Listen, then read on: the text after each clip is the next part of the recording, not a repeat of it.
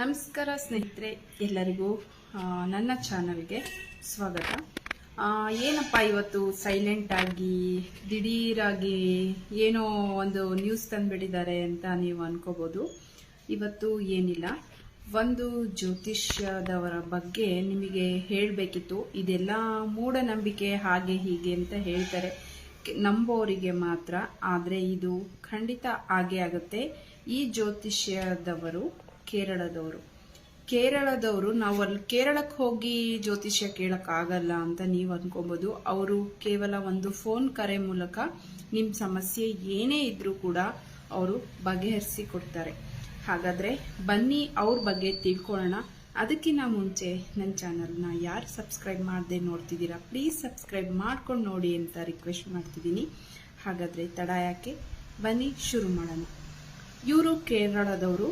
ಇವರು ಅಜ್ಜ, ಅಪ್ಪ, ಮುತ್ತಾತ ಪ್ರತಿಯೊಬ್ಬರು ಜ್ಯೋತಿಷ್ಯದವರೇ ಆಗಿರ್ತಾರೆ. ಇವರು ಇವಾಗ ಕೇರಳದಲ್ಲೇ ನೆಲೆಸಿರ್ತಾರೆ. ಇವರು ಇರೋದು ಕೇರಳದಲ್ಲೇ. ನಮ್ಮ ಪ್ರತಿಯೊಂದು ಸಮಸ್ಯೆಗೂ ಕೂಡ ಇವರು ನಮಗೆ ಪರಿಹಾರ ಕೊಟ್ಟೇ ಕೊಡ್ತಾರೆ. ಯಾವ ಸಮಸ್ಯೆಗೆ ಪರಿಹಾರ ಅಂದರೆ, ಒಂದು ಮನೆ ಅಂದರೆ ಸಮಸ್ಯೆ ಇದ್ದೇ ಇರುತ್ತೆ, ಅದು ನಮಗೆ ಗೊತ್ತಿರಲ್ಲ, ಒಳಗಡೆ ಏನೋ ಇರುತ್ತೆ. ಯಾಕೆ ಈ ಥರ ಆಗ್ತಿದೆ, ಮನೇಲಿ ಎಷ್ಟೇ ದುಡಿದ್ರು ದುಡ್ಡು ನಿಲ್ತಾ ಇಲ್ವಲ್ಲ, ನಾವೇ ಏನು ಗಂಡ ಹೆಂಡತಿ ಪ್ರತಿ ಸಲ ಜಗಳ ಮಾಡ್ತಾನೆ ಇರ್ತೀವಲ್ಲ, ಬೇರೆಯವರು ₹1 ದುಡ್ದು ಮನೆ ತುಂಬ ಸಾಮಾನೆಲ್ಲ ತರ್ತಾರೆ, ಮನೆಗೆಲ್ಲ ಏನು ಬೇಕೋ ಅದು ಮಾಡ್ತಾರೆ, ಆದರೆ ನಾವೇನು ಮಾಡೋಕ್ಕಾಗ್ತಿಲ್ವಲ್ಲ, ದುಡ್ಡು ಯಾಕೆ ನಮ್ಮ ಕೈಯಲ್ಲಿ ನಿಲ್ತಾ ಇಲ್ಲ ಅನ್ನೋರು ತುಂಬ ಜನ ಇರ್ತಾರೆ. ಮತ್ತೆ ಪ್ರೀತಿ ಅಂತ ಹೇಳಿ ಮೋಸ ಹೋದವರು ತುಂಬ ಜನ ಇದ್ದಾರೆ. ಮತ್ತೆ ಅವರು ನೀವು ಪ್ರೀತಿಸಿದವರು ನಿಮಗೆ ಸಿಗಬೇಕು, ನೀವು ಹೇಳೋ ರೀತಿ ಅವ್ರು ಕೇಳಬೇಕು. ನಿಮ್ಮ ಗಂಡ, ನಿಮ್ಮ ಮನೆ, ನಿಮ್ಮ ಮಕ್ಕಳು ಎಲ್ಲ ನಿಮ್ಮ ಹತೋಟಿಯಲ್ಲಿ ಇರಬೇಕು, ಚೆನ್ನಾಗಿರಬೇಕು.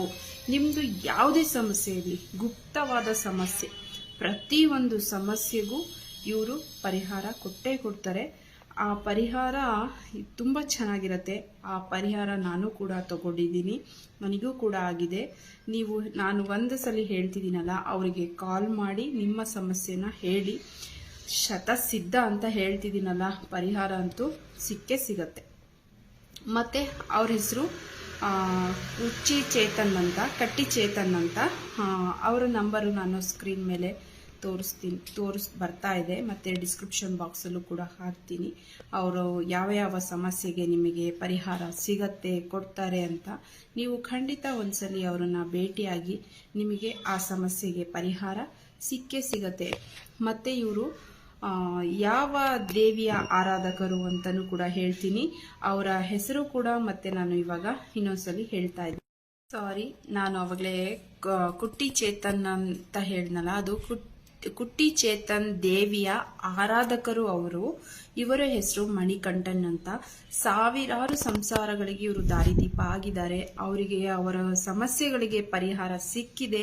ನಿಮ್ಮಲ್ಲೂ ಕೂಡ ಸಮಸ್ಯೆಯಿಂದ ಯಾರಾದರೂ ಬಳಲ್ತಾ ಇದ್ರೆ, ಸಮಸ್ಯೆ ಸಿಕ್ಕಿಲ್ಲ ಅನ್ನೋರಿದ್ರೆ ಖಂಡಿತ ಇವರಿಗೆ ಕರೆ ಮಾಡಿ. ಇವರು ಖಂಡಿತ ನಿಮಗೆ ನಿಮ್ಮ ಸಮಸ್ಯೆಗೆ ಬಗೆಹರಿಸಿ ಕೊಟ್ಟೇ ಕೊಡ್ತಾರೆ. ಮತ್ತೆ ಇನ್ನ ಏನು ಹೇಳಬೇಕು ಅಂದರೆ, ಮಕ್ಕಳು ಓದ್ತಾ ಇಲ್ಲ, ಮಾತು ಕೇಳ್ತಾ ಇಲ್ಲ ಅನ್ನೋರು ಕೂಡ ಯಾವುದೇ ಒಂದು ಸಮಸ್ಯೆ ನಿಮ್ಮ ಮನೆಯಲ್ಲಿ ಪಿನ್ ಟು ಪಿನ್ ಪ್ರತಿಯೊಂದು ಸಮಸ್ಯೆ ಯಾವುದೇ ಆಗಲಿ, ವಿದೇಶಕ್ಕೆ ಹೋಗೋದಾಗ್ಲಿ, ಮಕ್ಕಳು ಸಮಸ್ಯೆ ಆಗಲಿ, ವಿದ್ಯಾಭ್ಯಾಸ ಆಗಲಿ, ಪ್ರೀತಿ ಪ್ರೇಮದ ಬಗ್ಗೆ ಆಗಲಿ, ನಿಮಗೆ ಮೋಸ ಮಾಡಿರೋರ ಬಗ್ಗೆ ಆಗಲಿ, ನಿಮಗೆ ಹಣ ಕೊಟ್ಟಿರೋರ ಬಗ್ಗೆ ಆಗಲಿ, ಅಥವಾ ಹಣ ಇಸ್ಕೊಳೋ ಬಗ್ಗೆ ಆಗಲಿ, ಮನೆಯಲ್ಲಾಗಲಿ ಶಾಂತಿ, ನೆಮ್ಮದಿ, ಸುಖ ಪ್ರತಿಯೊಂದರಲ್ಲೂ ಕೂಡ ಇವರು ನಿಮಗೆ ಪರಿಹಾರ ಕೊಟ್ಟೇ ಕೊಡ್ತಾರೆ. ಒಂದು ಸಲ ಕರೆ ಮಾಡಿ ಅಂತ ಅದಕ್ಕೋಸ್ಕರ ಪ್ರತಿ ಸಲಿನೂ ಒತ್ತಿ ಹೇಳ್ತಾ ಇದ್ದೀನಿ. ಅವ್ರ ನಂಬರ್ ಸ್ಕ್ರೀನ್ ಮೇಲೆ ಬರ್ತಾ ಇರೋ ಸ್ಕ್ರೀನ್ ಮೇಲೆ ಬರ್ತಾ ಇದೆ ನೋಡಿ, ಆ ನಂಬರ್ಗೆ ನೀವು ಕರೆ ಮಾಡಿ ನಿಮ್ಮ ಸಮಸ್ಯೆನ ಬಗೆಹರಿಸ್ಕೊಳ್ಳಿ. ಇವತ್ತಿನ ವ್ಲಾಗ್ ಏನಾದರೂ ಇಷ್ಟ ಆದರೆ ಒಂದು ಲೈಕ್ ಮಾಡಿ.